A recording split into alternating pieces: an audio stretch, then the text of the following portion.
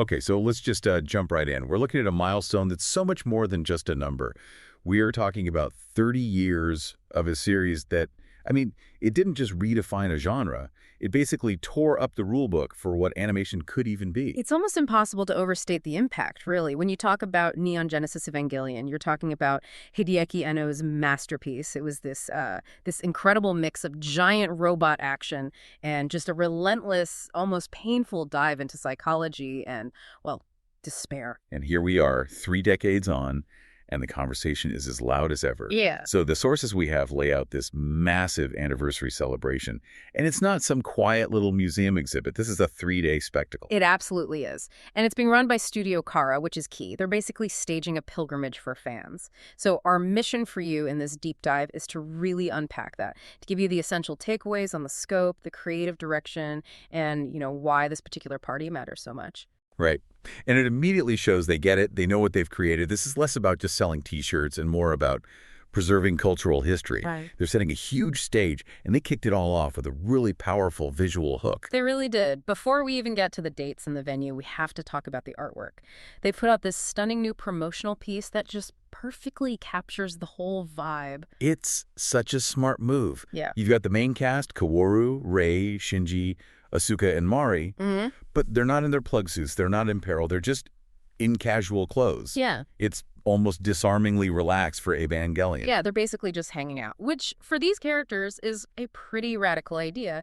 And the crucial detail is what they're wearing. All of their shirts have different Evangelion logos on them. It's so meta, and it's also a nod to the fans, to the community that's kept this thing burning for 30 years. And the background is this explosion of color, this sort of paint splatter pattern. It just screams celebration, a kind of beautiful chaos. It feels like an artistic freedom the characters themselves rarely got to experience in the show. And we know who's behind that specific aesthetic. The artist is Shuichi Iseki. Now, that name is really significant. He was one of the key animation directors for the rebuild of Evangelion films, especially the final one. His character work is just phenomenal. Okay, so what does getting Iseki involved tell us? Is this a sign that the celebration is going to lean more towards the modern rebuild era over the original 90s series? That's a great question. I don't think it's a replacement. I think it's more of an integration. Having Iseki on board confirms that the people who shaped the franchise's modern look are directly honoring the entire legacy.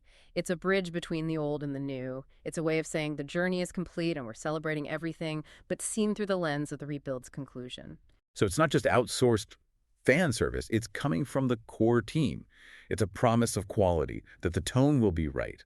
That visual really is the perfect signal flare for the whole event. Precisely. You're using your top modern talent to honor your foundational masterpiece. Every piece of this feels intentional. And that intentionality, that authenticity, it seems to carry over into the nitty-gritty of the event itself. So let's transition to the core logistics, the stuff you need to know if you're even thinking about this. The key points are pretty straightforward. Mark your calendars for February 21st to the 23rd, 2026. So it's a 3-day event. That length alone tells you they have a lot planned. This isn't just a one-day thing. And the location. It's the Yokohama Arena in Kanagawa, which is huge. That's a venue built for a massive international crowd. Absolutely. And the official title is pretty interesting, too. It's Evangelion.30 plus 30th anniversary of Evangelion. That little plus sign feels important, like they're already hinting at what comes next. Now, the organizer you mentioned, Studio Kara.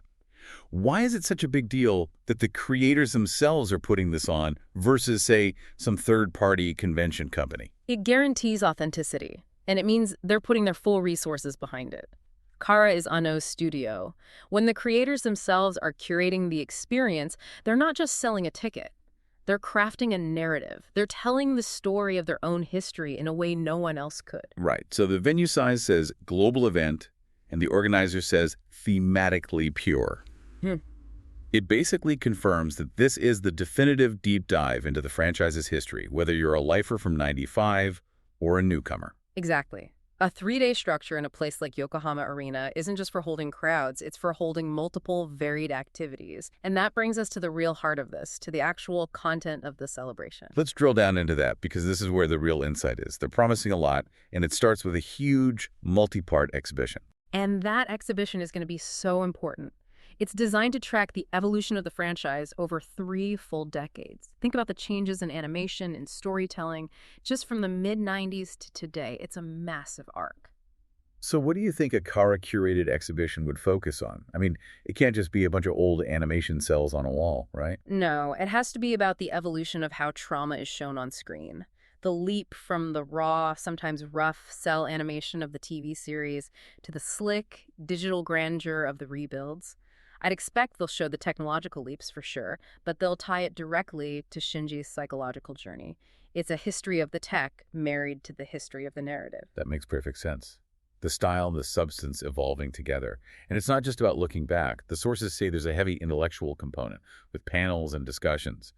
Right, and this is where you're going to get those big aha moments. These won't just be cast members sharing old stories. They'll have industry vets, academics, people who can really unpack the layers, the symbolism, the philosophy, and maybe most importantly, how Evangelion changed everything that came after it. It's easy to forget that beneath the giant robots, the show is about depression, about the failure to communicate. I imagine the panels will have to tackle how those themes changed, especially since the rebuild movies offered such a different conclusion than the original series. They have to. The TV show ended in this psychological abyss, and the films ended with a message about maturity and moving on. A panel run by Kara is the perfect place to explore why Anno made that choice, why he felt the need to come back and give a different kind of closure to a new generation. So we've got the art, the logistics, the deep historical and intellectual dives. But the thing in the sources that just seems to come out of left field, the thing that makes this feel like a true cultural event, is the Kabuki adaptation.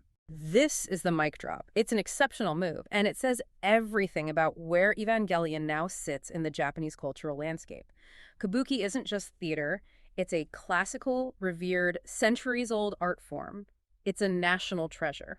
And you're going to adapt this story, this postmodern sci-fi series about teenage trauma and biomechanical weapons into that format. The creative challenge there seems almost, I can't even wrap my head around it. It's a profound statement. It's a validation of the story's dramatic core. Think about it. Kabuki is so stylized, so formal.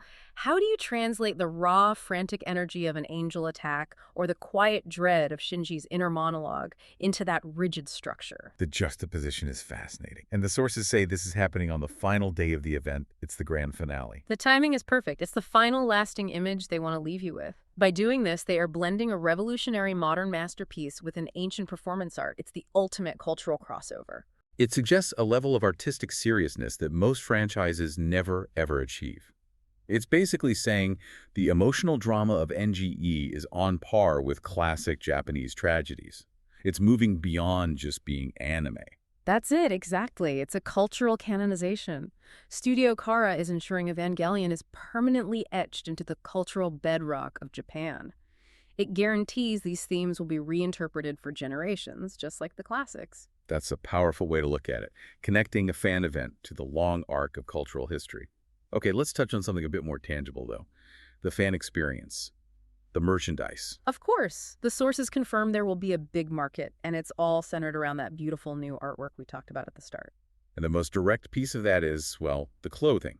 The very shirts that Shinji, Asuka, and the others are wearing in the promo art will be for sale. Right, and this is a key detail for anyone not able to go. They'll be available at the event and online, which is smart. Kara knows its global fan base. They're making sure everyone can have a piece of the anniversary's core visual identity. So it turns the art into an instant global collectible. Yeah. It expands the event's reach way beyond the walls of the arena. This whole thing is just so well structured.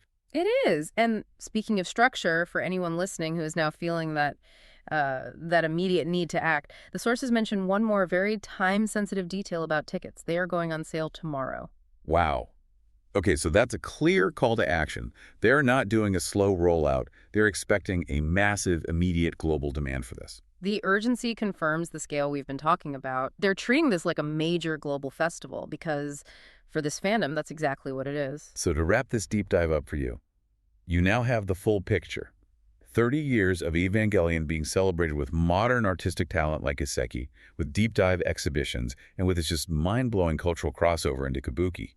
You are now fully briefed on what is sure to be a major milestone in anime history. Which brings us to the final thought we want to leave you with. A question, really.